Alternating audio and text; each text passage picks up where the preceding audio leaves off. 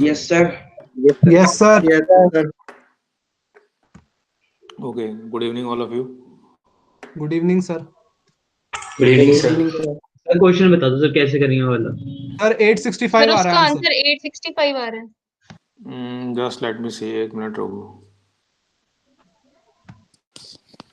Good evening, sir.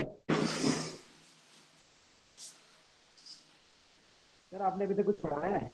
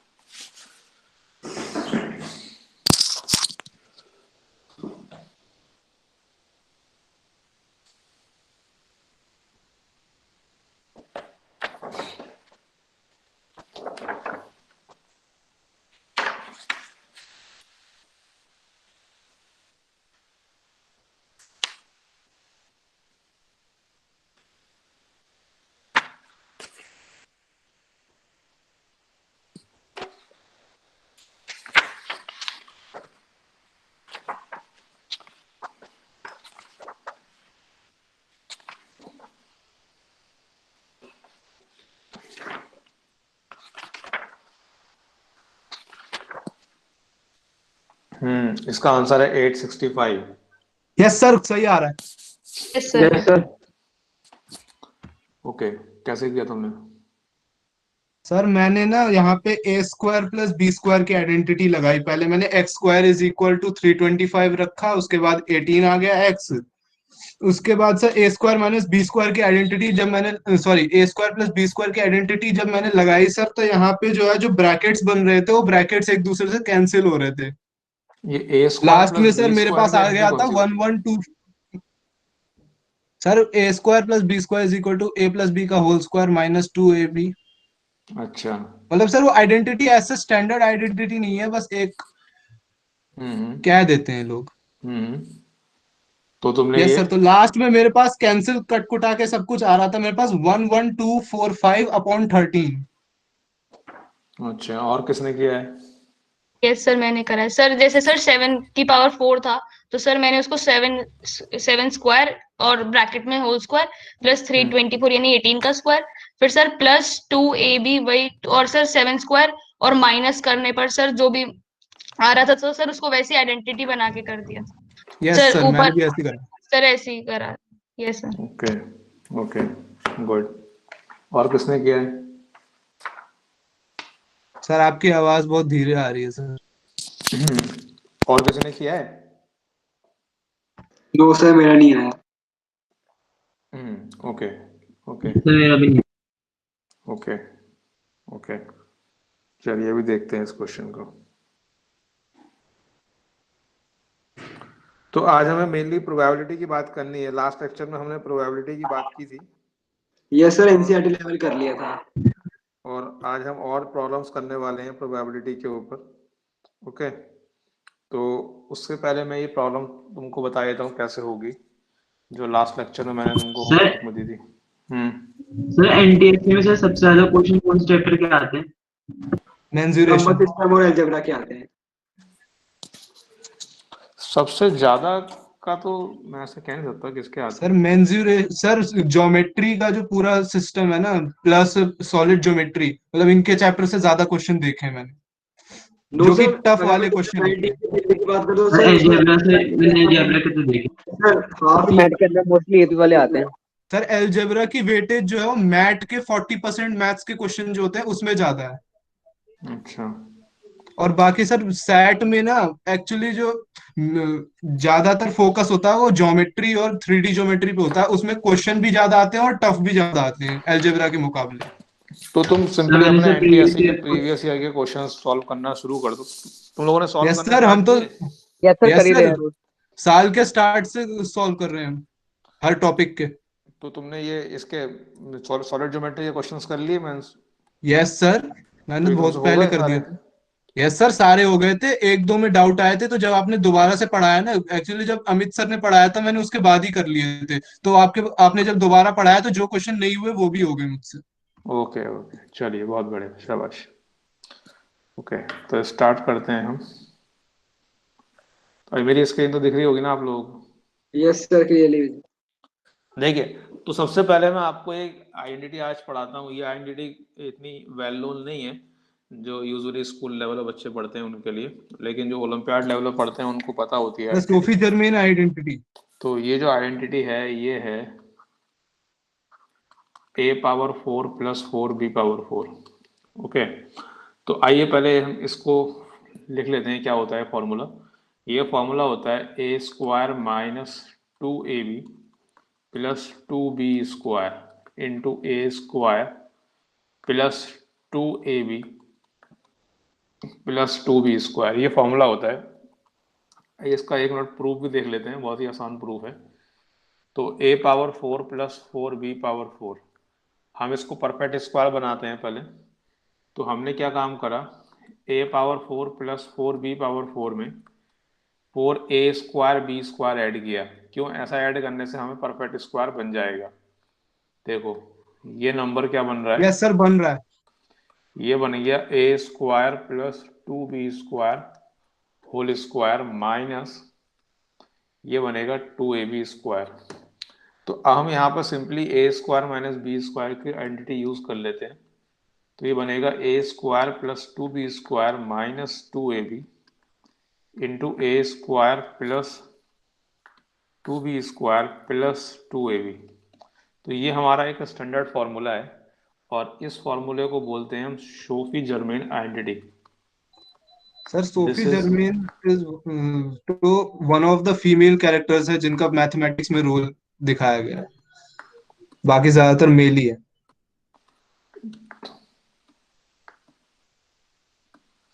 Sir ये किस चीज का फॉर्मूला है? मैंने अभी ज्वाइन किया है। ये सिंपली आइडेंटिटी है। ये आइडेंटिटी आपको याद रखनी है, ये काफ़ी यूजफुल है ओलंपियाड लेवल पर। ओके, तो ये इसका हमने प्रूफ भी करा दिया है। इसको हम सोफी जर्मेन आइडेंटिटी बोलते हैं। नेम काफ़ी पॉपुलर नहीं है ये वाला, लेकिन ये आइडेंटिटी काफ़ी पॉपुलर है। सर वो एस के बाद में एच नहीं आएगा शायद इसमें, हम्म, एस के बाद में एच नहीं आएगा सोफी में। अच्छा, यस सर, वो मेरी बुक में भी है ये तो।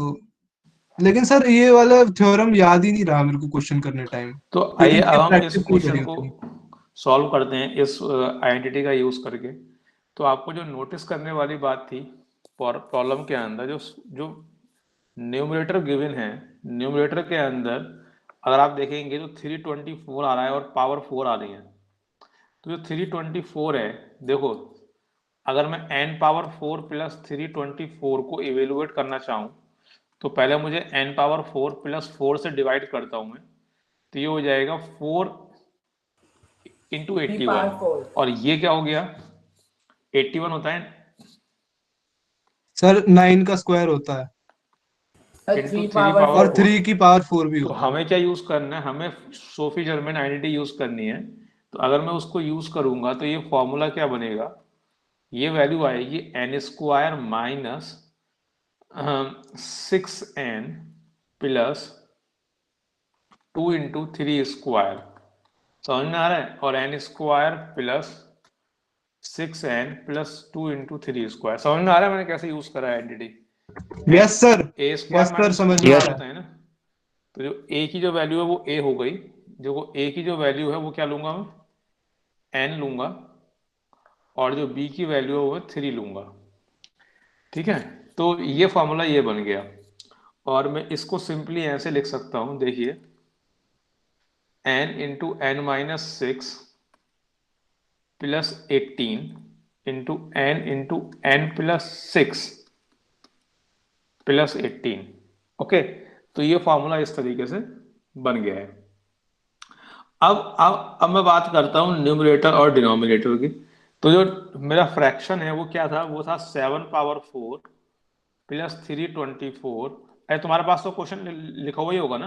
यस सर, लिखा हुआ है तो फिर ठीक सामने है, तो सामने। तुम्हारे पास और प्रॉब्लम लिखी हुई है तो मैं सीधे ये चीज नहीं लिखता, मैं सीधे न्यूमरेटर लिखता हूँ सॉल्व होने के बाद।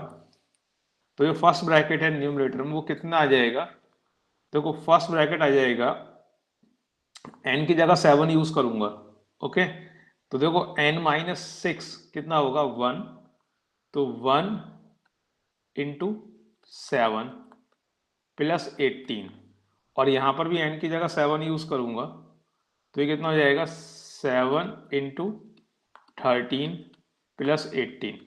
समझ में आ रहा है? इंटू सेकेंड ब्रैकेट क्या है 19, तो 19 यहाँ पुट करूंगा तो 19 माइनस 6 13 इंटू 19 प्लस 18 और सेकेंड ब्रैकेट में क्या आएगा यहाँ पर 19 इंटू 25 प्लस 18। समझ में आ रहा है? फिर मैं n की जगह क्या यूज यस करूंगा, सर। इस तरह मैं n की जगह यूज करते जाऊंगा और फाइनली जो लास्ट जो टर्म है उसमें n की जगह क्या यूज करने वाला हूं 103, तो 97 into 103 plus 18 into 103 into 109 plus 18। तो ये हो गया न्यूमरेटर। अब मैं बात करता हूँ डिनोमिनेटर की। तो जो डिनोमिनेटर है अगर मैं उसके अंदर n की जगह 1 यूज करूंगा तो 1 डालूंगा तो कितना आएगा -5 इंटू 1 प्लस 18 और यहाँ पर n की जगह 1 डालूंगा तो कितना आएगा 1 इंटू 7 प्लस 18। फिर मैं n की जगह 13 पुट कर रहा हूँ तो कितना आएगा 7 इंटू 13 प्लस 18 और यहाँ पर कितना आएगा यहाँ पर आएगा 13 into 19 plus 18 and so on. जो लास्ट ब्रैकेट है उसमें 97 है n की जगह 97 यूज करूंगा तो कितना आएगा 91 into 97 plus 18 and 97 into 103 plus 18। अब जो इंटरेस्टिंग चीज हैपन होने वाली है वो क्या है, देखिए ये देखिए आपको टर्म कैंसिल होते हुए दिखाई दे रही होंगी। देखो 1 इंटू 7 प्लस 18 1 इंटू 7 प्लस 18 ये टर्म कैंसिल हो गई। 7 इंटू 13 प्लस 18 7 इंटू 13 प्लस 18 ये टर्म भी कैंसिल हो गई। 13 इंटू 19 प्लस 18 13 इंटू 19 प्लस 18 ये टर्म भी कैंसिल हो गई। सिमिलरली ये टर्म भी कैंसिल हो जाएगी फाइनली। अब देखिए जो ये वाली टर्म है 19 ये सर न्यूमरेटर की लास्ट और 97 इंटू दिस ये टर्म इससे कैंसिल हो जाएगी और जो इसकी ये वाली टर्म है इसकी पिछली वाली टर्म से कैंसिल हो जाएगी। तो यस सर ऐसा ही डिनोमिनेटर हुआ में था। लास्ट टर्म बची और न्यूमरेटर में फर्स्ट टर्म बची। दिख रहा है? जो यस डिनोमिनेटर में सर। लास्ट टर्म बची और न्यूमरेटर में फर्स्ट टर्म बची है। तो हमारे पास यस न्यूमरेटर सर। के जो न्यूमरेटर है न्यूमरेटर में लास्ट टर्म बची है तो न्यूमरेटर बनेगा 103 multiply 109 plus 18 divided by -5 multiply 1 plus 18।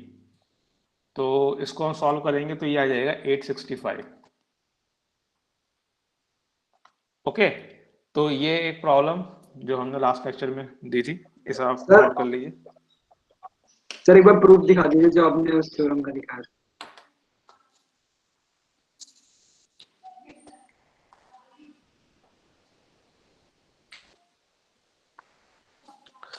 Sir लेकिन ये वाली आइडेंटिटी सर मैंने पहले भी पढ़ी थी लेकिन मेरे को याद नहीं रहा क्वेश्चन सॉल्व करने टाइम, क्योंकि ज्यादा प्रैक्टिस ही नहीं करी इस वाली आइडेंटिटी पे कभी। कोई बात नहीं सर तो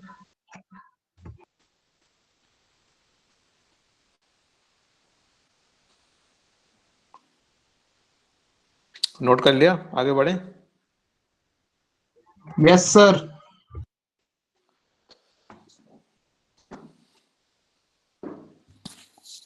यस सर। तो इस तरीके से हमने क्वेश्चन करा है, लेकिन मैं यहाँ पर इस क्वेश्चन के बारे में आपको और बात बताना चाहता हूँ बेसिकली। तो ये जो ऊपर नीचे से टर्म्स कैंसिल हुई हैं, इस तरीके से हम बहुत सारी प्रॉब्लम्स करते हैं।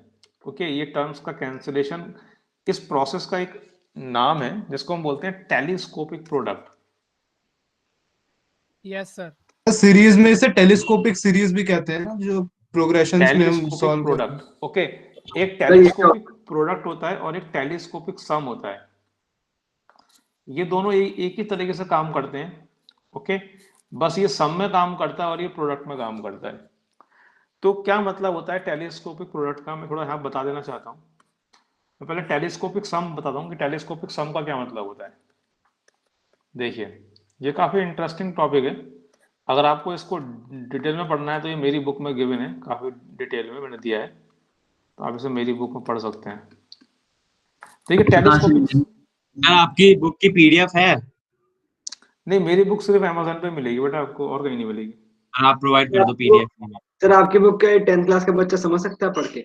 बिल्कुल आराम से समझ सकता है। इनफैक्ट सर वो आप प्यार हो पीडीएफ जाएगी मेरी दे बुक दो से। केल्विन के बच्चों को। क्या? सर केल्विन के स्टूडेंट्स को फ्री पीडीएफ दे दो अपनी बुक की। पीडीएफ मेरे पास एक्चुअली क्या है ना, पीडीएफ बुक का लीक करने से पूरी बुक ही लीक हो जाएगी ना, क्या फायदा होगा उसका? बताओ। सर ये बात तो है। बाकी सर लोग कर आपने देते हैं। ये सर आपने YouTube चैनल पे आप सर ये सर इंटरेस्टिंग कॉपी सर उनको आप कर दिया करिए सर पोस्ट। नहीं, मैं तो अपनी तरफ से कोशिश करता हूँ पूरा, जो भी टॉपिक्स में मेरे को जितना टाइम मिलता है मैं उसके अकॉर्डिंग पूरी कोशिश करता हूँ। तो वो तो अभी नंबर थ्योरी पे मैं सीरीज बना रहा हूँ, तो नंबर थ्योरी के 4 लेक्चर मैंने डाल दिए हैं यस ऑलरेडी। सर मैंने एक लेक्चर देख लिया उसका मॉडल अरिथमेटिक का। तो तुम्हें कैसा लगा लेक्चर देखने के बाद? यस सर वो समझ में आ गया सर पूरा। तो और सर तुम्हें समझ सेकंड में आया ना मैंने वो? तो यस तुम सर तो तुम सर एक तो अच्छा जब था वो वीडियो। हाँ क्या? सर मैंने थोड़ा सा देखा था सर, वो टॉपिक मैंने पहले भी पढ़ रखा है तो सर और भी क्लियर हो गया सर, अच्छा था ओके ग्रेट। लेक्चर। तुम उसको और पढ़ोगे तो तुम्हारी नंबर थ्योरी बहुत स्ट्रांग हो जाएगी। वो पूरी सीरीज तुम देखो और बहुत स्ट्रांग हो जाएगी नंबर थ्योरी।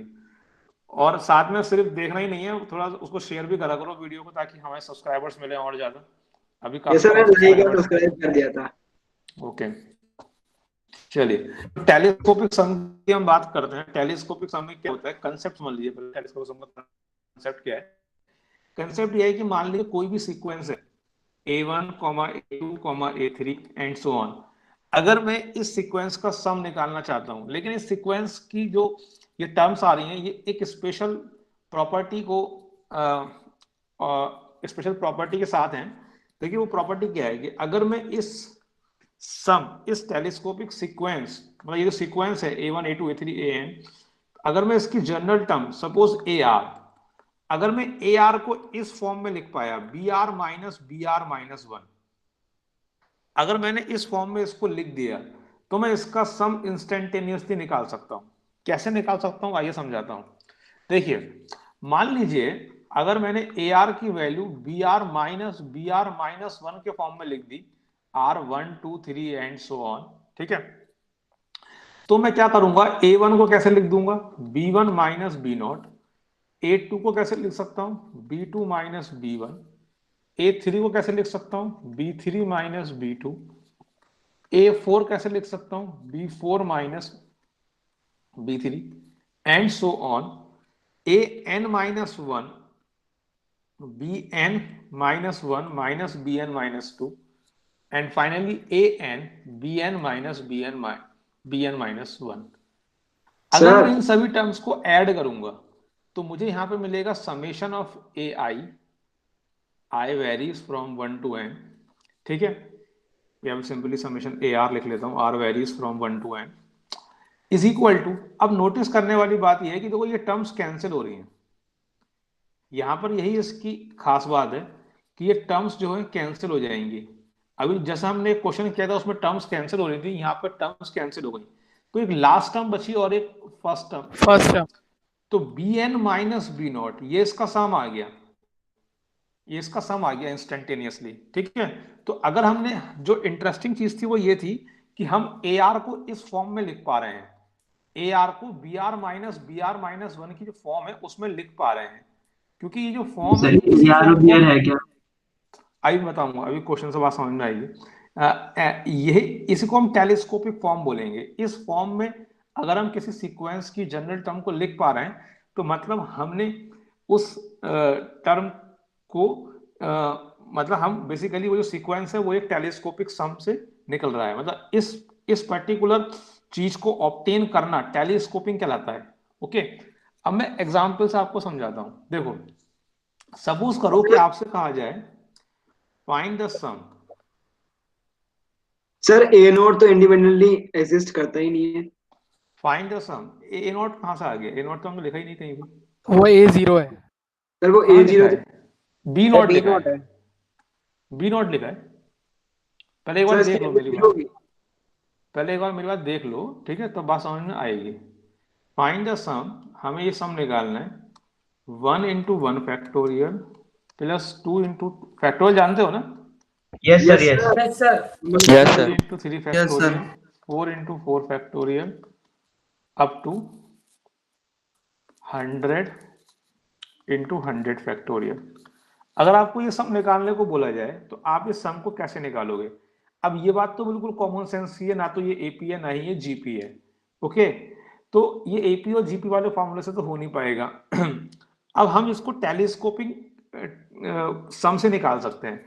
तो टेलीस्कोपिक सम से निकालने की जो डिमांड है वो ये है कि इसकी जो जनरल टर्म है वो इस वाले फॉर्म में एक्सप्रेस करनी पड़ेगी। अगर इस फॉर्म में एक्सप्रेस करने में हम सक्सेसफुल हो गए तो फिर हम आगे बढ़ पाएंगे।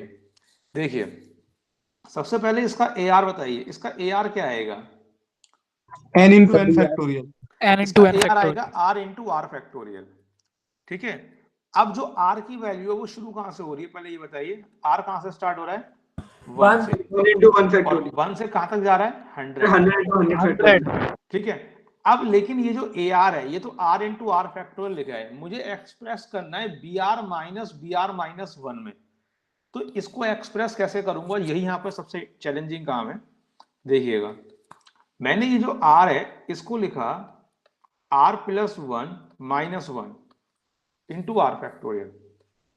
तो ये बन गया R plus 1 into R factorial minus R factorial. समझ में आ रहा है स्टेप? Yes sir. यस अब सर। Yes, sir. ये जो चीज है, ये चीज क्या बनेगी? ये बनेगा R plus 1 R plus 1 factorial. Minus R factorial. अब इस बात को नोटिस करो बिल्कुल ध्यान से, अगर मैं इस कंप्लीट टर्म को BR बोलूंगा तो क्या ये टर्म क्या होगी? BR BR BR minus minus 1. 1। ये टर्म BR होगी minus BR माइनस 1। समझ में आ गया? तो यही हमारी डिजायर्ड sir. फॉर्म थी और हमने इसे ऑब्टेन कर लिया। बात समझ में आ रही नहीं आ रही है? सर नहीं आ रही। इसका समझ में नहीं आया। सर मुझे सर ये मुझे देखो, देखते ही R इंट्यूशन आया फैक्टोरियल था। मल्टीप्लिकेशन में था, उसके बाद ये R प्लस 1 का फैक्टोरियल कैसे बन गया? क्योंकि हमारे पास फॉर्मूला होता है n factorial is equal to n into n minus 1 factorial. तो जब n को अंदर भेजोगे तो n फैक्टोरियल बन जाता है। तो अगर r प्लस 1 को फैक्टोरियल के अंदर भेजोगे तो r प्लस 1 फैक्टोरियल बन जाएगा।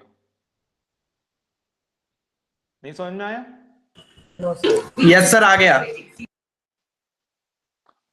No sir. जिस बच्चे ने अभी डाउट पूछा था उसको समझ में आया नहीं आया? नहीं आया। देखो, मैं दोबारा समझाता हूँ, बात को इस तरह समझो। तुम्हें फैक्टोरियल पता नहीं पता, पहले इतना बता दो मुझे। सर पता है। पता है, ठीक है। तो जब तुम्हें फैक्टोरियल पता है फिर तुमको ये भी पता होगा ना कि 10 फैक्टोरियल को लिख सकता हूँ 10 इंटू 9 फैक्टोरियल। Yes sir. बोलो। Yes sir. तो जब मैं यहां से यहां पे जा सकता हूं तो यहां से यहां भी तो जा सकता हूं ना। अच्छा, ओके सर, ठीक है। अगर 100 फैक्टोरियल को क्या लिख सकता हूं? 100 इंटू 99 99 फैक्टोरियल। तो अगर मैं इस चीज की जगह ये भी तो लिख सकता हूं ना फिर रिवर्स में। समझ में आ रही बात नहीं आ रही है? तो R plus 1 into R factorial क्या बन जाएगा? अगर ये R प्लस 1 100 है तो R कितना होगा? 99। तो 100 इंटू 99 फैक्टोरियल कितना हो जाएगा? 100 फैक्टोरियल। नहीं समझ में आया? R है क्या? समझ आ गया। यस सर, आ गया। यहाँ पर R है R क्या? तो इंडेक्स वेरिएबल है, R वेरिएबल जनरल टर्म है ना। इस सीक्वेंस की जनरल टर्म लिखी है हमने AR। भाई सर। R की वैल्यू 1 लोगे तो फर्स्ट टर्म मिल जाएगी, R की वैल्यू 2 लोगे तो सेकंड टर्म मिल जाएगी, 3 लोगे तो थर्ड टर्म मिल जाएगी, 100 लोगे तो 100 टर्म मिल जाएगी। सर जनरल लास्ट टर्म लिखते नहीं है हम। सर इसका इंट्यूशन आ गया था सर। आया समझ में यहाँ तक? Yes sir, yes sir. Sir अब BR जो सबसे इंपॉर्टेंट बात है वो ये है कि ये जो टर्म है अगर मैं इसको BR नाम दूंगा तो ये BR माइनस 1 होगी नहीं होगी?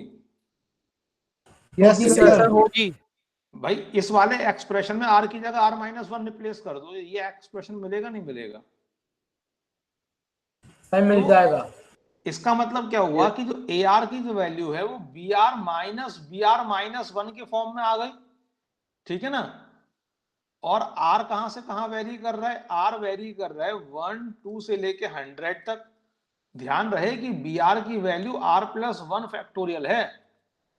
ओके, अब अगर ए आर की वैल्यू बी आर माइनस 1 आ गई है तो बताओ, फिर से मैं यही काम कर सकता हूं ना। अब मैं इस वाले स्टेप पे पहुंच गया तो मैं ये वाला काम दोबारा कर सकता हूं, नहीं कर सकता हूं? Yes sir. तो मैं सीधे सम Yes, मिलेगा sir. नहीं मिलेगा मुझे 100 टर्म्स का? तो सम कितना हो जाएगा बताओ, सम कितना हो जाएगा? बी 100 माइनस बी नॉट, यही तो होगा। Yes sir. Yes Yes, sir. अब बताओ बी 100 की वैल्यू क्या है, क्योंकि बी आर की सर वैल्यू ये है, तो बी 101 100 की वैल्यू फैक्टोरियल। क्या होगी? Sir 101 factorial 101 101 sir 101 101 factorial. और बी फैक्टोरियल। नॉट की वैल्यू क्या सर होगी? 1 फैक्टोरियल 1। Sir 1 factorial. हमारा आंसर हो गया। सर समझ में आया नहीं आया? ये हमारा सर आंसर हो गया। Any doubt? Excuse me sir. Yes sir. Sir वो आपने sir B 100 minus sir B 0, sir वो कैसे होगा सर? वो तो बी 99 होना चाहिए ना। यहाँ पे क्या लिखा था हमने अभी? Okay sir, okay for summation क्या आया था? B N minus B not. तो जो लास्ट वैल्यू थी आर की वो एन थी, तो बी एन आया ना। तो यहाँ पर लास्ट वैल्यू क्या है? 100, तो 100 आएगा ना। Doubt? No sir, yes sir आ गया। ठीक है, तो ये टेलीस्कोपिक सम का कंसेप्ट है जो मैंने अभी आपको दिखाया। सिमिलरली टेलीस्कोपिक प्रोडक्ट का कंसेप्ट होता है। ओके, तो मैं उसको अभी डिटेल में तो नहीं पढ़ा रहा हूँ, जस्ट मैंने आपको इस तरह को दिखा दिया है एग्जाम्पल देकर कि हम इस तरह से टेलीस्कोपिंग की मदद से हम किसी सीक्वेंस का सम या प्रोडक्ट निकाल सकते हैं। जो सबसे इंपॉर्टेंट बात होती है टेलीस्कोपिंग में वो ये है कि इस फॉर्म को ऑब्टेन करना। ये जो फॉर्म है, अगर आप इस फॉर्म को ऑब्टेन कर सकते हैं तभी आप टेलीस्कोपिंग कर पाएंगे, अदरवाइज आप नहीं कर पाएंगे। ओके, चलिए, तो अगर आपको डिटेल में पढ़ना है तो आप मेरी बुक ले सकते हैं, उसके अंदर बहुत सारे एग्जाम्पल्स हैं और कंप्लीट थ्योरी भी है। अब मैं सीधे मुद्दे पर आता हूं, और जो मुद्दा है हमारा आज का वो है प्रोबेबिलिटी। सर बोलो। सर टेलीस्कोपिक प्रोडक्ट नहीं कराओगे? नहीं, देखिए अब, सर हाँ बोलो। सर मुझे वो फैक्टोरियल पता नहीं था। अब अगर तुम्हें फैक्टोरियल नहीं पता था तो अब तो पूरा क्वेश्चन निकल गया ना, तो अब बोलने का कोई बेनिफिट ही नहीं है। तुम क्वेश्चन को नोट कर लो, फैक्टोरियल पढ़ लेना। नहीं सर, मैं वीडियो तुम फैक्टोरियल पढ़ वो के ये वीडियो क्वेश्चन दोबारा देख लेना, ये कंसेप्ट वो समझ में आ जाएगा। फैक्टोरियल कुछ ओके नहीं होता है। फैक्टोरियल का मतलब ये होता है, मान लीजिए तुम्हें लिखना है 5 फैक्टोरियल, तो 5 फैक्टोरियल का मतलब होता है 1 into 2 into 3 into 4 into 5, that is 120। अगर तुम्हें लिखना है मान लो 7 फैक्टोरियल, तो 1 इंटू 2 इंटू 3 अप टू 7। ठीक है, तो ये कितना आएगा? 720 मल्टीप्लाई 7, तो ये हो जाएगा 5040। 5040। तो सिमिलरली तो n ओके फैक्टोरियल सर। का मतलब क्या हो जाएगा? 1 into 2 into 3 up to n तक की मल्टीप्लीकेशन जो होती है वो होती है n फैक्टोरियल। चलिए ओके हम सर। आगे बढ़ते हैं सर अपने। बोलो। सर जैसे एडिशन के लिए सर सिग्मा इस्तेमाल होता है, और सर मैंने प्रोडक्ट के लिए एक साइन पढ़ा, सर उसको प्रोनाउंस कैसे करते हैं सर? वो पाई ऐसा दिखता है। उसको प्रोनाउंस करने का तरीका या तो आप उसे सिंपली पाई बोल दो, ठीक है, या फिर आप उसे यस प्रोडक्ट बोल दो। Okay sir. ये तो सर वो वाला नोमेनक्लेचर है चलिए। ना, 3 वेरिएबल वाला। सर क्या पाई बोल तो रहे हो? 3, सर पाई तो 3 वेरिएबल प्रोडक्ट के लिए नोमेनक्लेचर है ना मैथ्स में।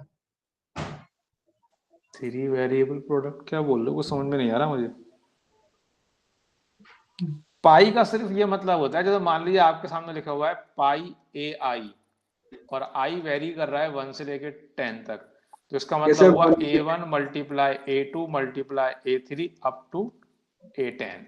नहीं सर, वैसे पाई को वैसे भी यूज कर लेते हैं कई बार, जैसे ए बी सी को लिखने के लिए यूज कर लेते हैं पाई ए, जनरल कई बार। एग्जाम्पल देके बात करो। सर एग्जांपल दिया तो जैसे ए बी सी लिखते हैं कोई, हम लोग तो ए बी सी को शॉर्ट फॉर्म में पाई ए लिख देते हैं। अच्छा, हाँ ऐसे लिख सकते हैं, लेकिन इसको लिखने का कोई एडवांटेज नहीं है। बेटर ये होगा कि अगर मान लीजिए आपको ये लिखना है A B plus B C plus C A, तो सर तो इसको आप सिग्मा ए बी लिख देते हैं, इसको simply sigma sigma A A B B. लिखो आप। Sigma A B. हाँ, इस तरह लिखना ठीक है, लेकिन ये इतना ज्यादा मतलब एडवांटेजियस नहीं है। दैट इज मोर एडवांटेजियस, क्योंकि चलिए। Okay sir. Sir addition theorem एक टॉपिक मैंने देखा था मॉड्यूल में। जब प्रोबेबिलिटी खत्म हो जाएगा तब टॉपिक देखना, कोई टॉपिक बचेगा नहीं, अभी खत्म नहीं हुआ है।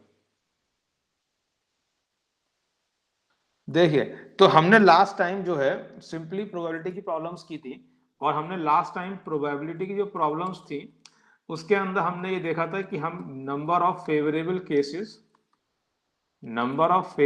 Cases upon total number of cases, ये हमारा प्रोबेबिलिटी का फॉर्मूला होता है। और यहाँ पर ये फॉर्मूला तभी वर्क करता है जब सैंपल स्पेस के अंदर जितनी भी एलिमेंट्स हैं वो इक्वली लाइकली हैं। ओके, देखिए अब हम यहाँ पर कुछ क्वेश्चंस और करने जा रहे हैं, और उन क्वेश्चंस को सॉल्व करते हैं।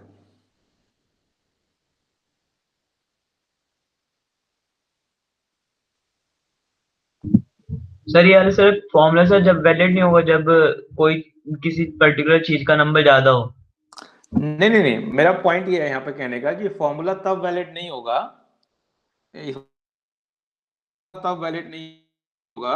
जब देखो सपोज करो कि जैसे मान लो एक सैंपल स्पेस मैंने लिया S, ठीक है। अब मान लीजिए कि ये सैंपल स्पेस मैंने बनाया है किसी डाई को थ्रो करने पर। कोई डाई है, मैंने उसे थ्रो किया, और जो डाई है वो एक नॉर्मल डाई नहीं है, वो थोड़ी सी बायस डाई होने का मतलब हुआ कि उसमें 1 से लेकर 6 तक नंबर तो हैं सारे, जो वो एक तरफ से वेटेड है, एक तरफ से वेटेड मतलब 5, okay, comparison to all the numbers. तो यहाँ पर क्या हुआ, अगर मैं सैंपल स्पेस बनाऊंगा तो सैंपल स्पेस के अंदर तो सभी नंबर लिखूंगा 3, 4, 5 और 6, लेकिन जो 5 नंबर है, ये जो 5 नंबर है इसका आना और 6 का आना इक्वली लाइकली नहीं है। ओके, क्योंकि ये डाई वेटेड है, ये वेटेड डाई है, एक तरफ से भारी है। ओके, तो अब क्योंकि डाई वेटेड है तो हम इस सैंपल स्पेस के सारे मेंबर्स को इक्वली लाइकली नहीं बोल सकता हमें। इक्वली लाइकली का मतलब यह है कि कोई भी एलिमेंट आए तो उसके चांस इक्वल रहें। गेटिंग दिस पॉइंट और नॉट? लेकिन अगर तुम इस वाले केस को अगर इग्नोर भी कर दोगे फिलहाल थोड़े टाइम के लिए, तो तुम्हें फर्क नहीं पड़ेगा, क्योंकि तुम्हारे पास जो भी प्रॉब्लम आएंगी वो इसी फॉर्मूले से सॉल्व होनी है। तो ऐसी कोई प्रॉब्लम नहीं आएगी जहां पर ये फॉर्मूला फेल होगा। अब देखिए, तो हम एक क्वेश्चन सॉल्व करते हैं, ये क्वेश्चन देखते हैं एक बार, ठीक है। Let's figure out this question. मान लीजिए हमारे पास एक सेट है, let A B a set, A मानता हूं A B a set, capital A is equal to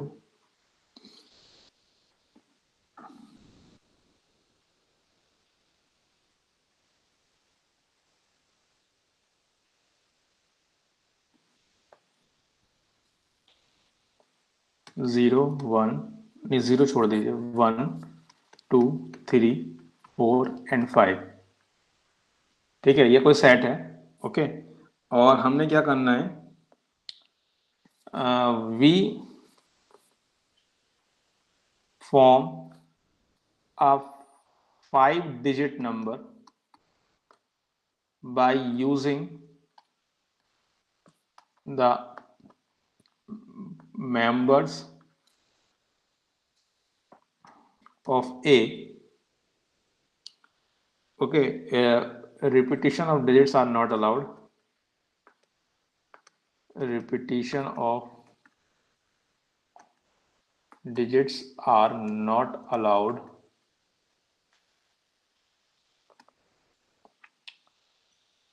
Find a probability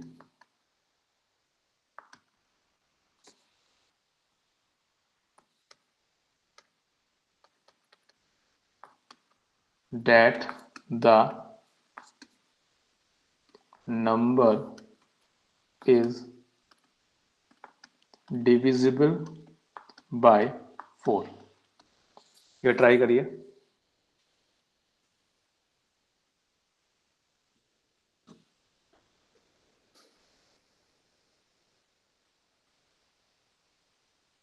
sir repetition of digits are not allowed का मतलब ये होगा कोई भी नंबर वर्ग बनाएंगे आप 5 डिजिट का, तो वो इस तरह नहीं बनेगा 1 1 2 2 3, ये नंबर अलाउड नहीं है।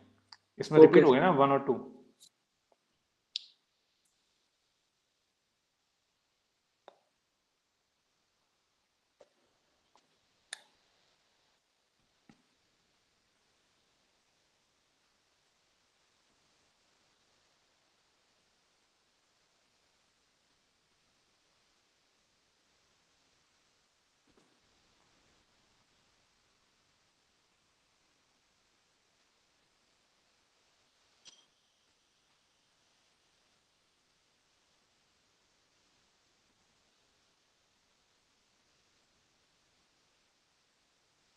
Sir 1/60। 1/60। Total number of cases कितने आए? 120। ओके,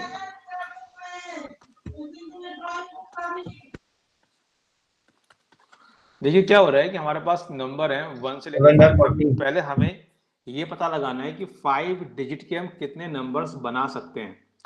तो अगर हमें 5 डिजिट्स के नंबर बनाने तो हमने पहले 5 प्लेसेस बना लिए। ओके, 5 प्लेसेस हमने बन गए।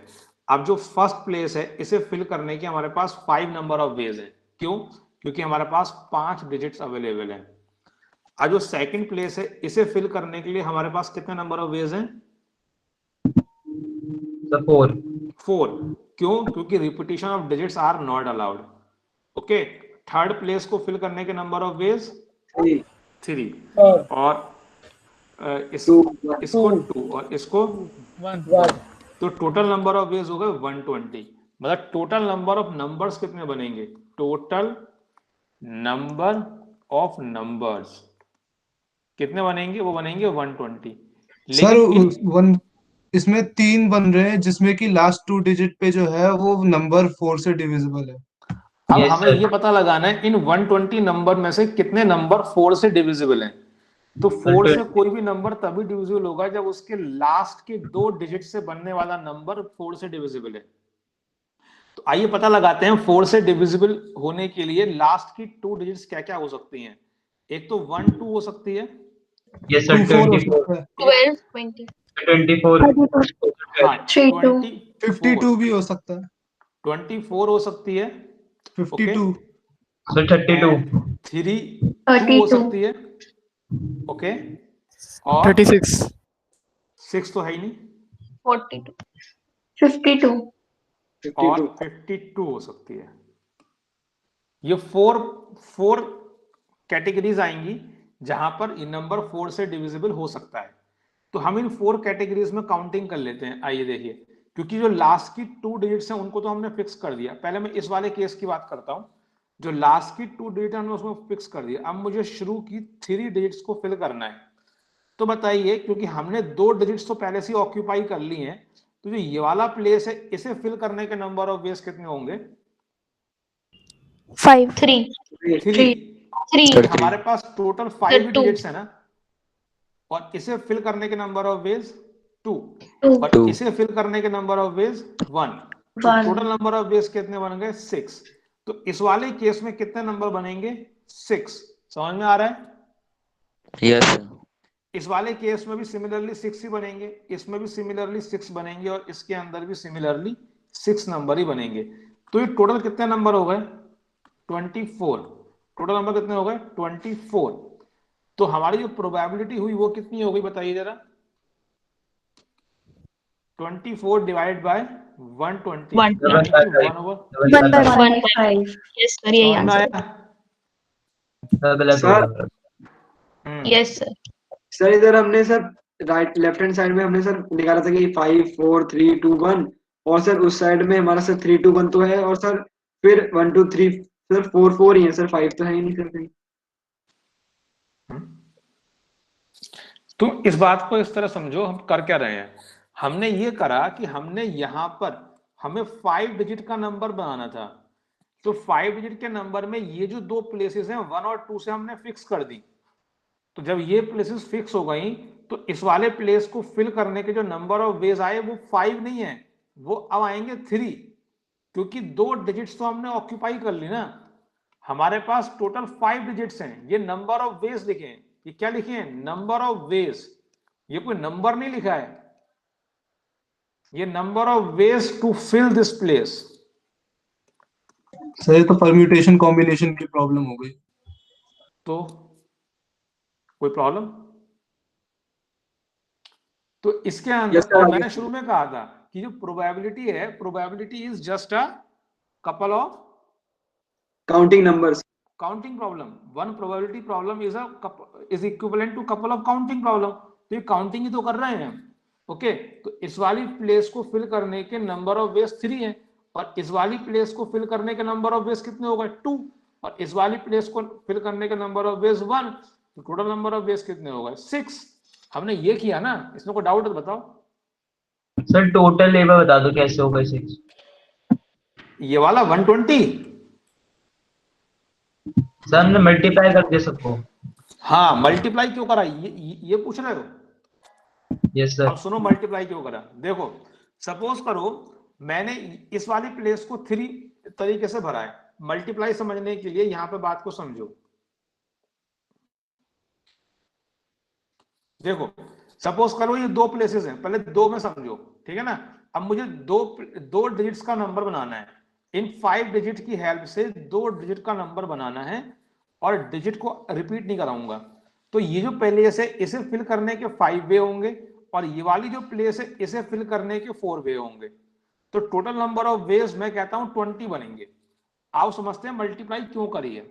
सपोज करो इस वाली प्लेस पर आप एक नंबर फिक्स कर दो, और वो नंबर मान लो आपने फिक्स कर दिया 2। तो जब आप इस वाली प्लेस को फिल करने आओगे तो इस प्लेस को फिल करने के 4 तरीके हैं। यहां पर आपने 2 फिक्स कर रखा है, तो 2 के साथ आप 1 ले सकते हो, 2 के साथ आप 3, 2 के साथ आप 4, 2 के साथ आप 5 ले सकते हो। समझ में आया? तो टोटल कितने नंबर बने, 4 नंबर्स। लेकिन ये कब बने 4 नंबर, जब आपने ये वाली प्लेस को फिक्स करा है 2 से। लेकिन ये वाली प्लेस कोई जरूरी है 2 से ही फिक्स हो सकता है यहाँ पे 4 आ जाता। तो ये 4 फिक्स करते तो फिर से कितने नंबर बनते, 4 नंबर। समझ में आ रही है? Yes sir yes. इस वाली प्लेस के एक प्लेसमेंट के लिए, इस वाली पोजीशन पर एक प्लेसमेंट के लिए, इस पोजीशन के लिए 4 पॉसिबिलिटीज हैं, और लेकिन इस पोजीशन की खुद की 5 पॉसिबिलिटीज हैं। तो टोटल पॉसिबिलिटी कितनी हो गई, 5 × 4 दैट इज 20। समझ में आया? यस सर आ गया। Yes sir. तो इस तरीके से हम मल्टीप्लिकेशन इसलिए कर रहे हैं सर। चलिए अब हम अब मैं तुमको एक बात बताता हूं जिसको हम बोलते हैं कॉम्प्लीमेंट्री प्रोबेबिलिटी। कॉम्प्लीमेंट्री प्रोबेबिलिटी क्या होता है, आइए इसको समझते हैं। सर बोलो। वहां पे सम कैसे निकाला आपने 120 वाला? 120 कैसे निकाला? ओके आइए बताता हूं।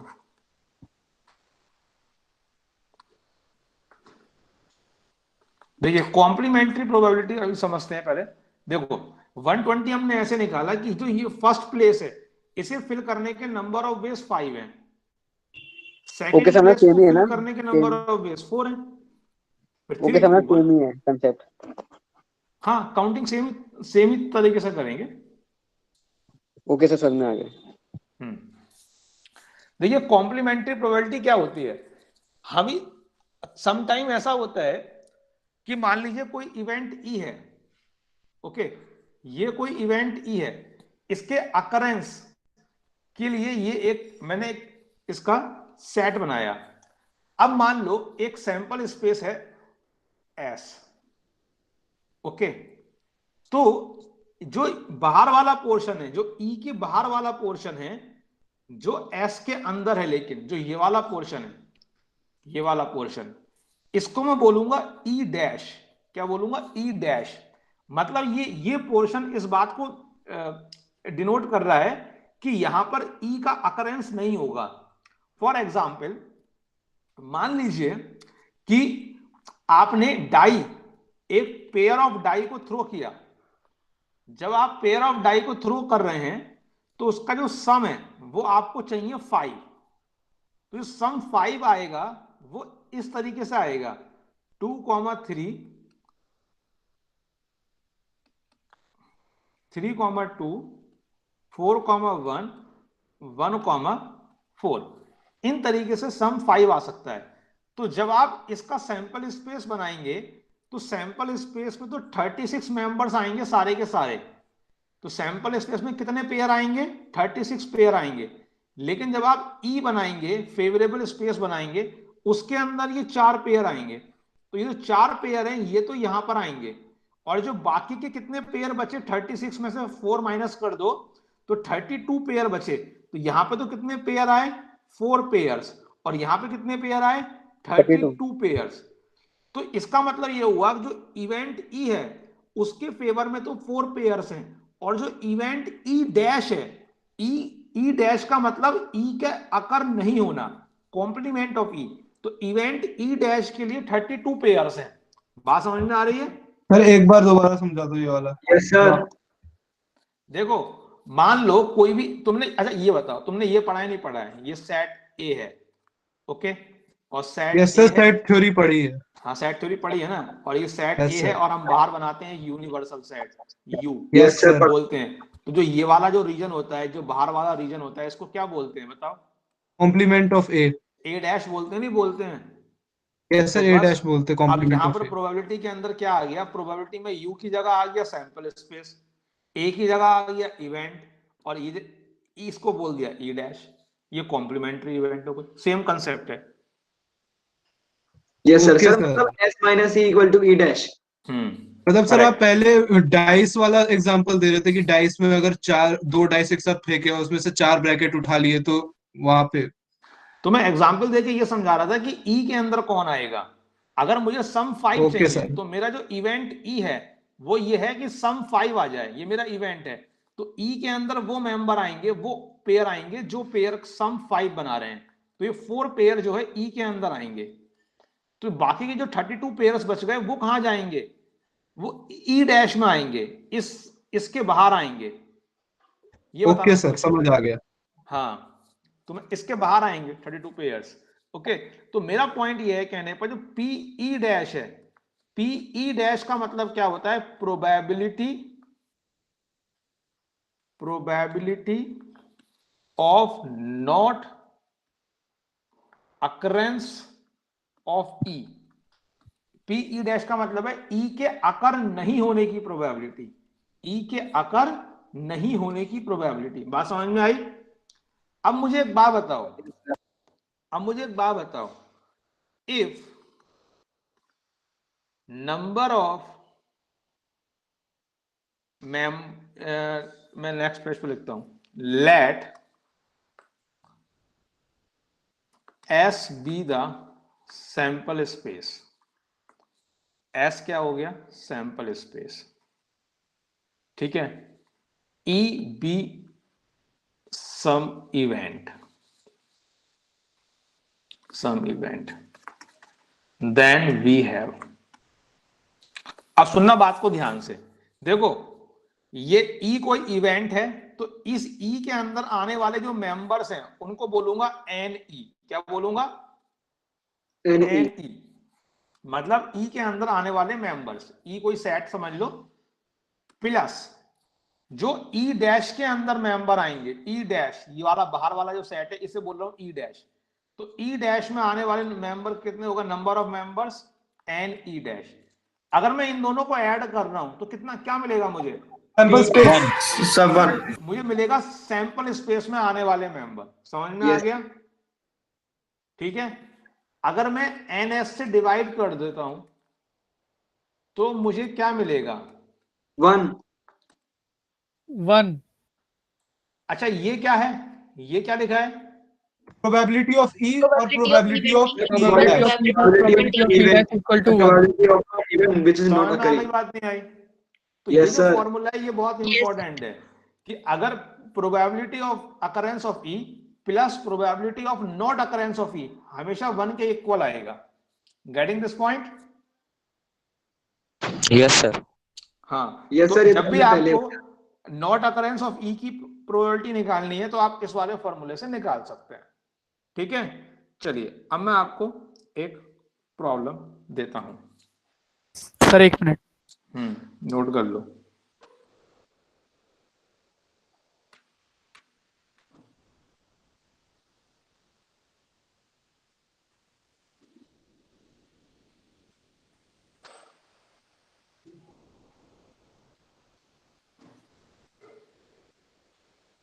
सडन। ओके, अब एक प्रॉब्लम देने से पहले मैं आपको एक कंसेप्ट और बताता हूं। जैसे मान लीजिए हमारे पास 2 इवेंट्स हैं, एक इवेंट का नाम है E1 और एक इवेंट का नाम है E2। ओके, तो अगर E1 और E2 हमारे पास 2 इवेंट्स हैं और मैं ये चाहता हूं कि मैं प्रोबेबिलिटी इस बात की निकालूं कि E1 अकर हो या फिर E2 अकर हो, E1 और E2। ओके, मैं इस बात की प्रोबेबिलिटी निकालना चाहता हूं। जरा मेरी बात सुनिएगा ध्यान से। देखिए, सबसे पहले मैं आपको एक बात बताना चाहता हूं, मैथ्स में जो वर्ड और है, ये जो वर्ड है ना और, ये मैथ्स में हमेशा इंक्लूसिव सेंस में यूज होता है। इंक्लूसिव सेंस में क्या मतलब है इस बात का? इंक्लूसिव सेंस में यूज होता है। देखो, या तो ये या तो वो। और मतलब सर ये जो है इंडिपेंडेंट केसेस बता रहा है। और के 2 यूसेज होते हैं, एक होता है इंक्लूसिव यूसेज और एक होता है एक्सक्लूसिव यूसेज। तो इंक्लूसिव यूसेज और एक्सक्लूसिव यूसेज में पहले डिफरेंस समझते हैं। देखो, मान लो तुम किसी के घर गए और तुमसे तुम्हारे फ्रेंड ने पूछा what would you like to take, tea और कॉफी। मैं क्वेश्चन लिखता हूं, what would you like to take, tea और कॉफी। ठीक है, अब यहां पे जो और वर्ड यूज किया गया है इसका क्या मीनिंग है? क्या तुम्हारे पास ये ऑप्शन है इन जनरल लाइफ कि हम कभी ये बोलते हैं कि हाँ भाई मुझे टी भी दे दो और कॉफी भी दे दो? No sir. No sir. हम यूजुअली No, टी sir. और कॉफी में से एक ही चीज चूज करते हैं ना। तो यस सर। यहाँ पे जो और वर्ड यूज Yes, हो रहा है वो sir. एक्सक्लूसिव सेंस में यूज एक्सक्लूसिव हो हो रहा गया है। यहाँ पे। यहाँ पे जो ये और वर्ड यूज हो रहा है ये एक्सक्लूसिव सेंस में यूज हो रहा है। एक्सक्लूसिव सेंस का मतलब है कि हम दोनों पॉसिबिलिटीज को काउंट नहीं करेंगे, ये मतलब है एक्सक्लूसिव सेंस का। Getting it? अगर मैं कहता हूं I will go to Delhi और जयपुर ऑन वेकेशन, ठीक है, तो जैसे तुमने बोला कि भाई मेरी समर वेकेशन आएंगी, तो समर वेकेशन में मैं या तो दिल्ली जाऊंगा, तुम क्या दिल्ली में रहते ही हो, तो तुम बोलोगे या तो मैं जयपुर जाऊंगा या फिर मैं साउथ में घूमने जाऊंगा। ठीक है, तो क्या मतलब है इस बात का कि तुम यही तो बोलना चाह रहे हो कि या तो तुम जयपुर जाओगे या फिर कहीं साउथ में जाओगे, इन दो में से यस एक सर, जगह जाओगे, एक्सक्लूसिव। दो में से दोनों जगह नहीं जाओगे। नॉर्मल लाइफ के अंदर यही इंटरप्रिटेशन निकलता है ना। बात समझ में आ रही है? यस तो सर। यहाँ पे जो और वर्ड का यूसेज है वो एक्सक्लूसिव है। समझ में आ रहा है? एक्सक्लूसिव यूसेज का Yes, मतलब sir. क्या है? ठीक है, लेकिन मैथमेटिक्स के अंदर और वर्ड एक्सक्लूसिवली यूज नहीं होता, एक्सक्लूसिव यूसेज नहीं होता और का, इंक्लूसिव यूसेज होता है। क्या मतलब होता है इंक्लूसिव का, आइए समझते हैं। दोनों को मान लीजिए मैं आपसे मैं क्वेश्चन कहता हूं, find the number of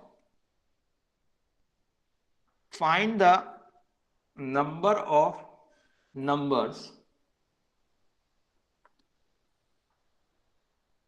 from 1 to 100 which are divisible by 2 और 3। अब यहां पर जब मुझे 1 से लेके 100 तक 2 और 3 से डिविजिबल नंबर्स काउंट करने हैं, तो क्या मैं 6 के डिवाइजर्स काउंट नहीं करूंगा?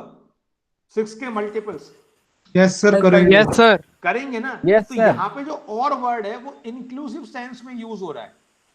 मतलब इसका मतलब है या तो वो नंबर 2 से डिविजिबल होना चाहिए, या फिर वो नंबर 3 से डिविजिबल होना चाहिए, या फिर वो नंबर 2 एंड 3 दोनों से डिविजिबल होना चाहिए। बात समझ में आई? यस सर, इस पे Yes, Yes, sir. sir. Yes sir. ठीक है, तो जिस तरीके से नॉर्मल लाइफ के अंदर और का यूसेज एक्सक्लूसिव होता है, मैथमेटिक्स में और का यूसेज हमेशा इंक्लूसिव होता है। तो जब भी मैं आपको बोलूंगा ए और बी, तो इस बात का क्या मतलब निकलेगा? सर या तो ए या फिर बी या फिर A। एग्जैक्टली ए और एग्जैक्टली सर ए प्लस हो। Exactly B, exactly A B. Plus AB. Both exactly A union. A and B. बात समझ में आई? तो ए और बी का हमेशा यह मतलब होता है एटलीस्ट ए और बी। Yes sir.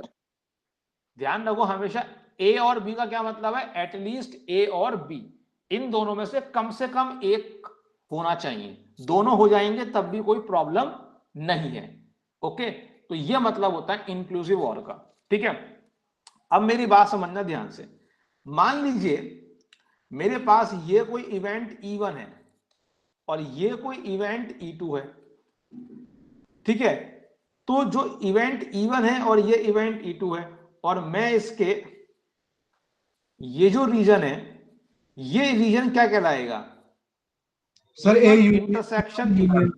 ये रीजन इस बात को दिखा रहा है कि E1 भी अकर हो रही है और E2 भी अकर हो रही है। अगर मुझे प्रोबेबिलिटी निकालनी है, probability of P E1 union E2, इसको मैं बोल सकता हूं प्रोबेबिलिटी ऑफ P E1 और E2। समझ में आ रहा है? यूनियन का मतलब और क्या मतलब होता है? यूनियन का एटलीस्ट E1 और E2, एटलीस्ट इन दोनों में से कोई एक हो जाए। और का भी क्या मतलब होता है? और का भी सेम मीनिंग होता है। तो इसके लिए मैं क्या करूंगा? प्रोबेबिलिटी ऑफ E1, ये जो E1 है इसकी प्रोबेबिलिटी को ऐड किया, plus probability of E2 minus कर दूंगा probability of E1 intersection E2। ये माइनस क्यों कर रहा हूं? क्योंकि सर आपने दो बार काउंट कर लिया है। काउंट हो जाएगी। हाँ, क्योंकि ये वाली प्रोबेबिलिटी मैंने 2 बार काउंट की थी, इसलिए मैं इस चीज को माइनस कर रहा हूं। ओके, तो इतनी बात समझ में आ रही है? नहीं आ रही है? कोई दिक्कत यहां तक? No, sir. No sir. No sir. Simply वही फॉर्मूला सर। जो आपने सेट्स के अंदर। सर यूनियन एक बार फिर से बता दो। हाँ, हमने सर सेट पढ़ाई नहीं है अभी तक। सर सेट में यूनियन का क्या यूनियन मतलब होता है? क्या पूछ रहे हो? दोबारा पूछो। सर यूनियन का मतलब क्या होता है? देखो, मानो ये 2 सेट हैं, एक सेट ये है, एक सेट ये है। तो मान लो ये सेट ए है और ये सेट बी है। तो जो ये वाला जो रीजन होता है, जो कंप्लीट रीजन होता है, ए और बी को मिलाकर जो रीजन बन रहा है, मतलब ये पूरा रीजन, ये जो पूरा रीजन है इसे हम बोलते हैं A union B, complete region. तो अगर मुझे cardinality of A union B लिखना होगा तो मैं पहले ए की कार्डिनलिटी ऐड करूंगा, ए में कितने मेंबर हैं वो ऐड करूंगा, फिर बी में कितने मेंबर हैं वो ऐड करूंगा। तो जो ये वाला जो सेट है, जो ये वाला रीजन है, ये 2 बार ऐड हो गया, क्योंकि ये ए के अंदर भी ऐड हो गया और बी के अंदर भी ऐड हो गया। तो मैं इसलिए से एक बार माइनस कर दूंगा। समझ में आया? प्रिंसिपल ऑफ इंक्लूजन एक्सक्लूजन में भी पढ़ा था। ठीक है, चलिए अब हम आगे बढ़ते हैं, एक क्वेश्चन लिखते हैं। अच्छा, पहले मैं एक आपसे 2-3 बातें और पूछना चाहता हूं क्वेश्चन लिखने से पहले। मान लीजिए ये कोई सेट है ए एंड बी। ये वाली बात तो आपको पता चल गई कि जो ये वाला रीजन है ये ए इंटरसेक्शन बी होता है।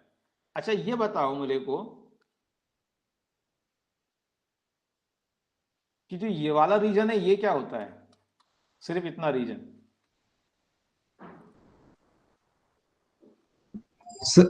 Sir A minus A intersection B. हाँ, बिल्कुल सही बात है। इसे हम बोलेंगे A minus A intersection B.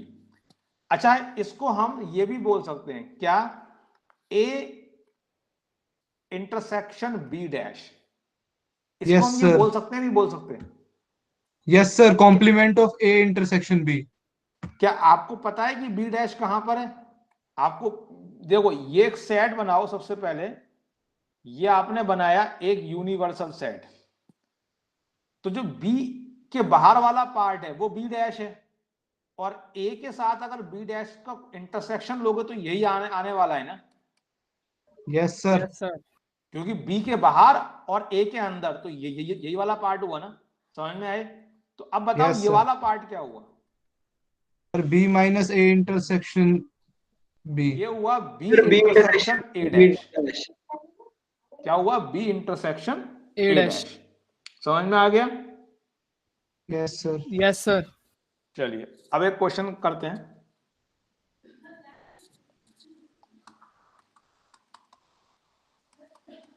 If PA is equal to 0.4, PB is equal to 0.48, and PA intersection B is equal to 0.16, find point number 1, PA union B। ये बताइए फटाफट।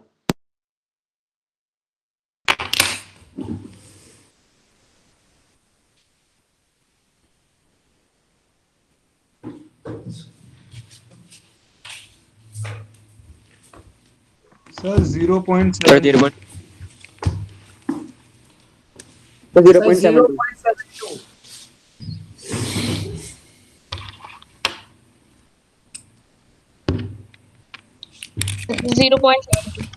सर 0.72 0.72 सभी का ये आंसर आ रहा है? Yes sir. Okay. Yes sir.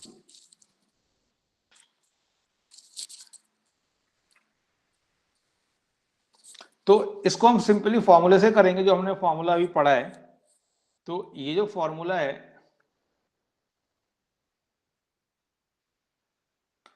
तो ये कितना हो जाएगा? P A plus P B minus P A intersection B.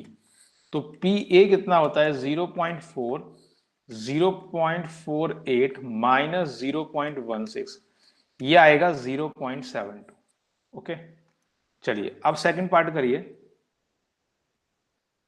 Second part में आप निकालेंगे P A dash intersection B.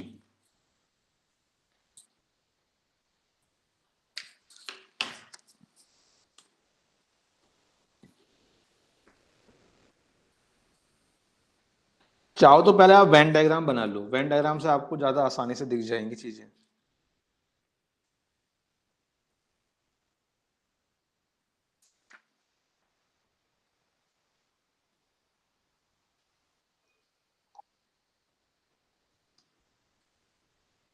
Sir बोलो। पहले वाले क्वेश्चन में 0.36 नहीं आएगा? क्यों? इवेलुएट कर लो। कुछ गड़बड़ करा है क्या मैंने? Yes sir. यस सर 0.36 आना चाहिए ना।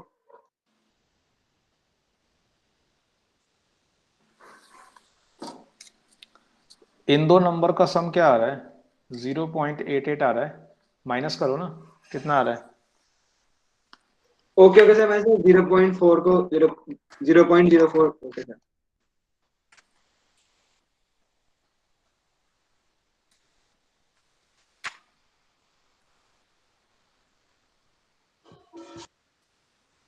सर 0.24 आ रहा है। सर 0.24 0.24 आ रहा है सभी का।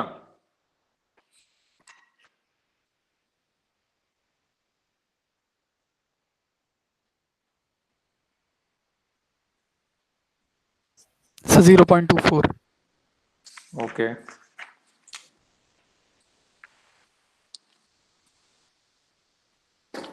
देखिए एक बात नोटिस करिए। पहले हम इसको वेन डायग्राम से समझते हैं तो हमको बात समझ में आएगी अच्छे से। देखिए, तो ये हमने बनाया ए और ये हमने बनाया बी। अब ये हमने बना लिया एक सैंपल स्पेस। हमें निकालना था ए डैश इंटरसेक्शन बी। तो तो जो ये वाला जो रीजन है, ये वाला जो रीजन है, ये है, एक मिनट इसको दूसरे कलर से, तो ये जो रीजन है, ये रीजन है ए डैश इंटरसेक्शन बी, यही है ना रीजन वो? Yes sir. Yes sir. तो बेसिकली अगर मैं probability of A dash intersection B निकालूंगा तो वो कितना आएगा? वो आएगा probability of B minus probability of A intersection B, क्योंकि मैं टोटल बी में से अगर ये वाला पार्ट माइनस कर दूंगा तभी तो मुझे ए डैश इंटरसेक्शन बी मिलेगा। तो Yes, sir. Probability of B कितना है? 0.48 minus probability of A intersection B कितना है? 0.16। 16। तो 0.32 इज द आंसर। सर हाँ सर ये जो आपने सर ऊपर बताया सर ए डैश और sir intersection with B, sir ये इसमें वो सर पूरा बी कवर होना चाहिए ना सर? क्योंकि सर क्यों ए पूरा डैश बी? नहीं, ए डैश का मतलब क्या हुआ? जो ए में नहीं है, तो बी का वही पार्ट कवर होगा जो ए में नहीं है। Okay sir. इंटरसेक्शन का मतलब क्या होता है? जो दोनों में कॉमन है, तो जो ए में नहीं है लेकिन बी के अंदर है, वो वाला पार्ट कवर होगा। सर एक्चुअली यहाँ पे उल्टा कर दिया मैंने ना। समझ में आ रहा है नहीं आया अभी तुम्हें? ये बता दो बस। यस सर यस आ गया। सर। यस सर आ गया। रेडी हो? नेक्स्ट पार्ट के लिए रेडी हो? Yes yes sir. Sir. Okay, C part अब अच्छे से करना, ठीक है? सोच समझ के करना है ये। Yes sir. A dash intersection B dash,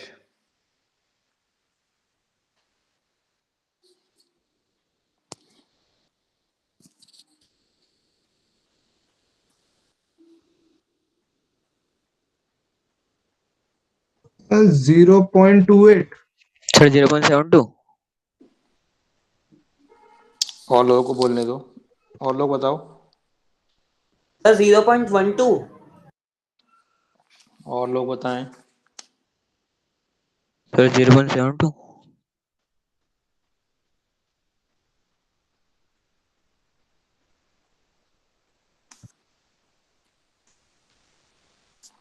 देखिए, हमें निकालना था P A dash intersection B dash, तो हम पहले वो रीजन बनाएंगे जिस रीजन में A dash intersection B dash आ रहा है। ओके, तो हम पहले वो रीजन बनाते हैं। ओके, आइए देखते हैं। तो वो जो रीजन है जिसमें ए डैश इंटरसेक्शन बी डैश आ रहा है, कोई मुझे बताएगा वो रीजन कौन सा है? सर इन दोनों सर्कल के बाहर का। बिल्कुल सही जवाब। इन दोनों सर्कल के बाहर ए डैश इंटरसेक्शन बी आएगा। ये जो पूरा पार्ट है, ये दोनों सर्कल के बाहर का जो पार्ट है वही ए डैश इंटरसेक्शन बी डैश है। तो अगर मुझे इस पूरे बाहर वाले पार्ट की प्रोबेबिलिटी निकालनी है, तो इस बाहर वाले पार्ट की जो प्रोबेबिलिटी हो जाएगी वो क्या हो जाएगी? अगर मैं 1 में से माइनस कर दूंगा probability of A union B, तो मुझे बाहर वाला पार्ट की प्रोबेबिलिटी मिल जाएगी। बात समझ में आई नहीं आई? Yes sir. Yes sir. क्योंकि ए यूनियन बी का मतलब होता है दोनों सर्कल्स कंबाइंड। कंबाइंड सर्कल्स का मतलब क्या हुआ? A union B. अगर मुझे ये वाला पार्ट नहीं चाहिए, कंबाइंड सर्कल्स वाला पार्ट नहीं चाहिए, तो 1 में से माइनस कर दिया, तो 1 माइनस ए यूनियन बी का क्या प्रोबेबिलिटी निकाली थी हमने अभी? 0.72। तो ये आंसर कितना आ गया? 0.28। बोलो, बात समझ में आई नहीं आई? सर रेड पेंसिल सर को दिखाई नहीं दे रहा ढंग से। अच्छा अच्छा अच्छा। सर ए डैश और बी डैश का एरिया कौन सा है? ए डैश इंटरसेक्शन बी डैश का एरिया। सर इंडिविजुअली ए डैश और बी डैश का एरिया। इंडिविजुअली ए डैश का एरिया है ए के बाहर वाला। ए के बाहर जो भी है, ए के बाहर बी भी आएगा, ए के बाहर जो भी है वो सब ए डैश है। Okay okay sir. सर हाँ सर ये फॉर्मूला हाँ। 1 minus P A union B कहाँ से, मतलब ये कैसे आया? देखो ना, हमें देखो पहले इस सर्किल को समझो। ये जो पार्ट है ना, ये टोटल पार्ट क्या है? ये टोटल पार्ट बताओ क्या है पहले तो। ये टोटल पार्ट क्या है? Sir P A union B. हाँ, ये टोटल पार्ट है ए यूनियन बी। ठीक है ना? अब मुझे क्या चाहिए था? इसके बाहर वाला पार्ट। इसके जो बाहर वाला पार्ट है वो क्या होगा फिर? A sir A intersection B intersection. A union B का होल डैश, यही तो होगा इसके बाहर वाला पार्ट। और इसी को हम क्या बोलते हैं, इसी को हम बोलते हैं ए डैश इंटरसेक्शन बी डैश, क्योंकि ए डैश इंटरसेक्शन में है ना बी में है। यही तो मतलब हुआ ना, ए डैश इंटरसेक्शन बी डैश का मतलब क्या हुआ, ना ही ए में है ना ही बी, मतलब ये वाला जो पार्ट हुआ, ये जो पार्ट हुआ, ये क्या हुआ, ये A dash intersection B dash हो गया। समझ में आ गया नहीं आ गया? Yes sir. तो yes A sir. Dash intersection B dash क्या है, ना ए में है ना बी में है, तो इसका मतलब ए यूनियन बी का कॉम्प्लीमेंट हो गया वो, ए यूनियन बी का कॉम्प्लीमेंट। तो ए यूनियन बी का कॉम्प्लीमेंट क्या होता है, 1 minus P A union B. यही तो ए यूनियन बी का कॉम्प्लीमेंट होगा। Yes sir. Yes sir.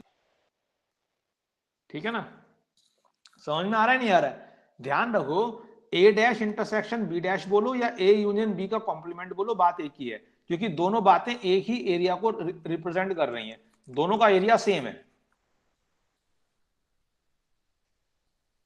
आगे बढ़े, इसमें और यस डाउट है? सर। Yes sir. सर आगे बढ़ते हैं। आगे बढ़ते हैं, चलिए।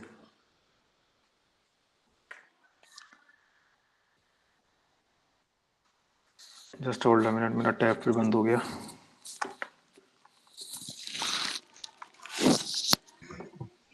सर अब प्रोबेबिलिटी का टॉपिक खत्म हो गया ना?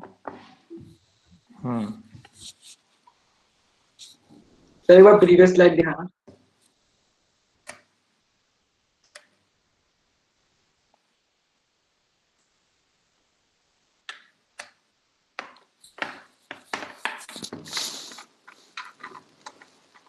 Okay sir.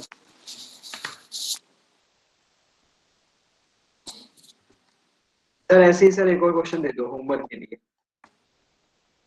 एक मिनट, मेरा टैब चलने दो पहले। तो प्रोबेबिलिटी समझ में आ रहा है तुम लोगों को? Yes sir. Yes sir. Yes sir. क्योंकि मैं थोड़े थ्योरी सर। क्योंकि मैं थोड़े से डिफिकल्ट क्वेश्चन ही कराता हूँ, इसलिए मुझे ऐसे बार बार पूछना पड़ता है, समझ में आ रहा है नहीं आ रहा है। यस सर, समझ आ रहा है। अगर आप लोग चाहें तो मैं आपको आसान आसान क्वेश्चन भी करा सकता हूँ एनसीईआरटी के लेवल के। वो सर डिफिकल्टी सही है। No sir, no sir. Sir NCERT level तो खुद भी हो जाते हैं और स्कूल में भी पढ़ा देते हैं, अब डिफिकल्टी कर रही है। मैं इसलिए नहीं कराता जानबूझ के, लेकिन कुछ बच्चों को अगर ऐसा लग रहा है कि मैं बहुत डिफिकल्ट पढ़ा रहा हूँ तो इसलिए मैं उनसे पूछ रहा हूँ। अबे यार, ये मेरा टैब को पता नहीं क्या हो गया है। ये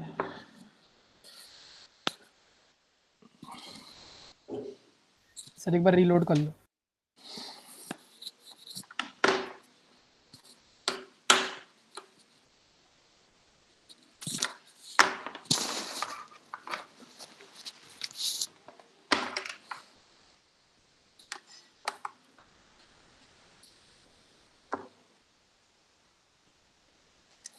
just hold a minute.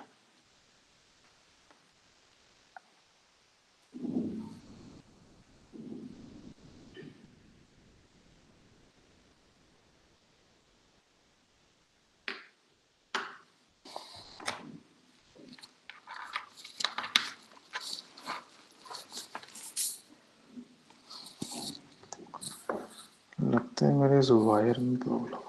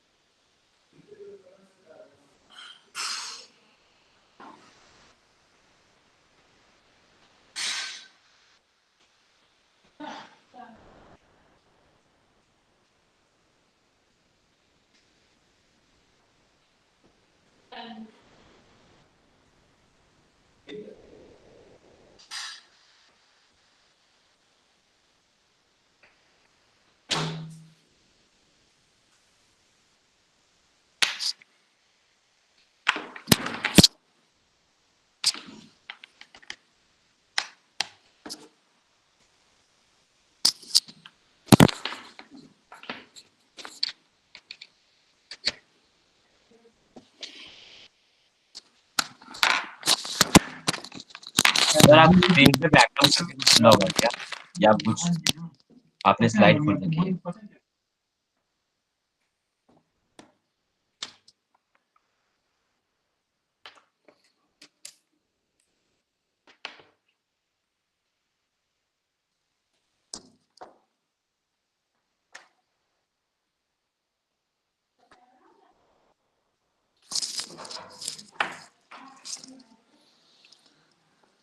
इसमें कनेक्शन नहीं आ रहा, वो दूसरी वाली वायर लेके आना। ये खराब हो गई है तुम्हारे पास की? पता नहीं, इसको कनेक्ट नहीं हो रहा है।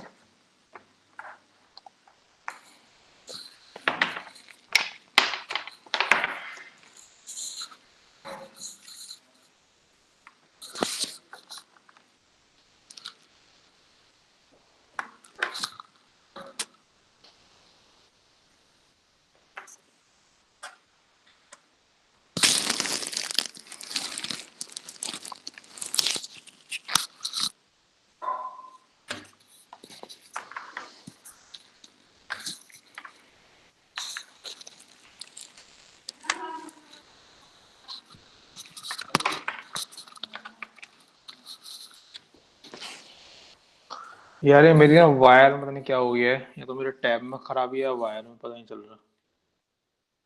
वायर तो चेंज करके देख ली, लेकिन कनेक्ट नहीं हो रहा अभी भी। सर क्लास आज 5:30 तक है।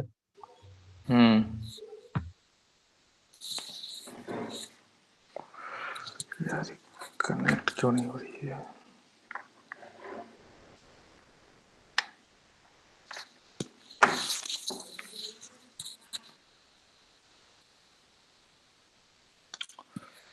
क्या करना चाहिए मेरे को? ये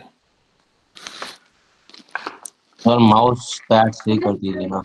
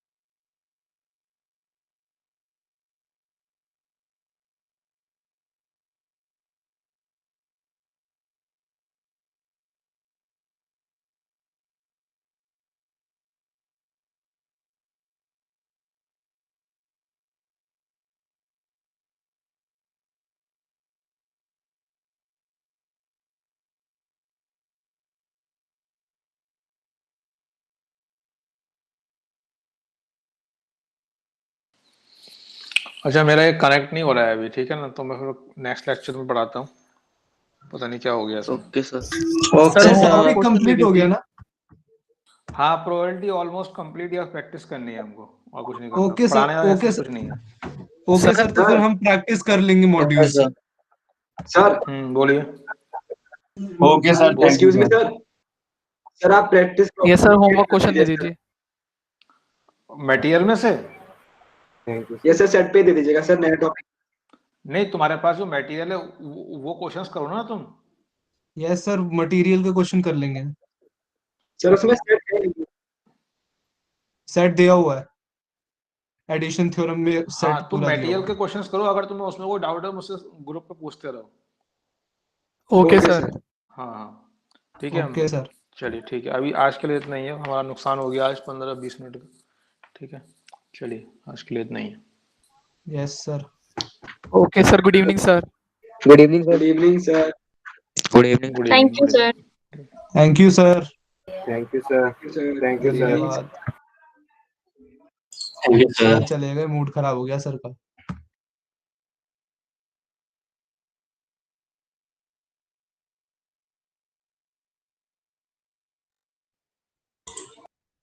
अब SST है ना 6 से 7:30। सर के YouTube चैनल का क्या नाम है?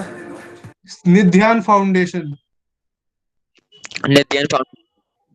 निध्यान। चैट बॉक्स में लिख दो।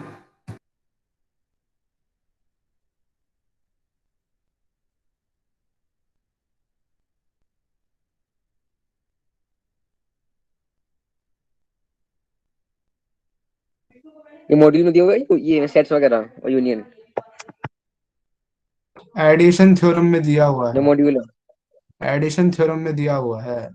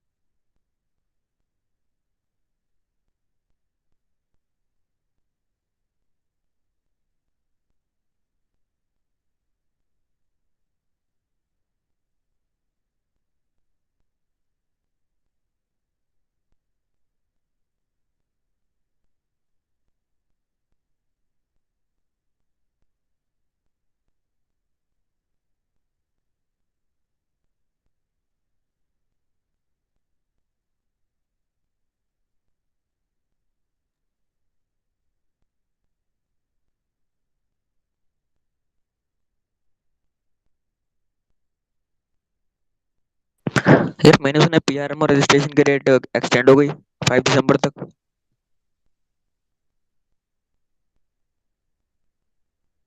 तो कर लो रजिस्ट्रेशन, अच्छी बात है। हमने जब कर रहा था तो 27 नवंबर तक था बस। नहीं, मैं कंफर्म कर रहा था एक बार।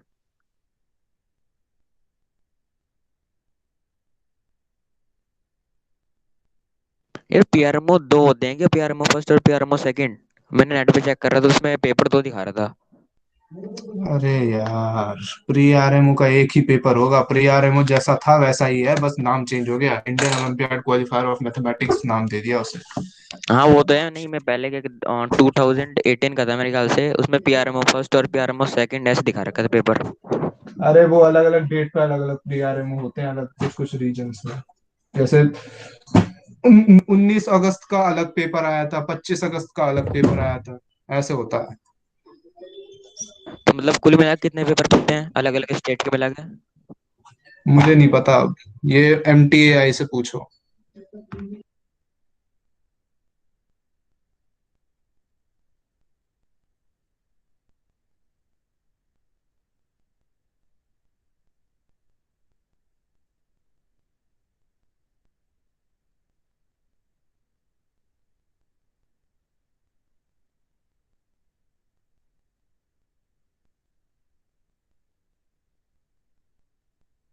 यार कट ऑफ तो बहुत कम जाती है इसकी, मैंने देखा 2000 मतलब पीछे का डाटा तो बहुत कम जाती है। जाएगी, उतनी क्लियर कर लो। और किसी किसी में 4 4 5 5।